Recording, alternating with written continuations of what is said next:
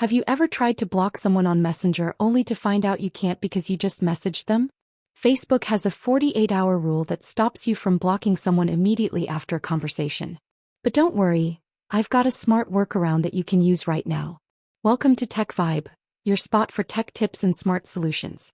In this short video, I'll show you how to restrict someone instantly and then fully block them after the 48-hour window. So here's the deal. Facebook doesn't allow blocking someone within 48 hours of chatting. To keep things safe, they prevent sudden blocking, even if the person is annoying or harassing you. Instead, here's what you can do. Go to your Messenger app, open the chat with the person, tap their name at the top, scroll down and tap Restrict.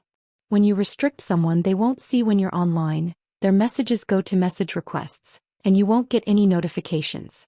It's a quiet way to cut them off without them knowing. Then after 48 hours pass, go back to their profile, tap the three dots, select Block, and confirm. That's it, now they're gone for good. So use Restrict to protect your space now and block them when time's up. If this helped you out, smash the like button and don't forget to subscribe to Tech Vibe for more smart digital tips.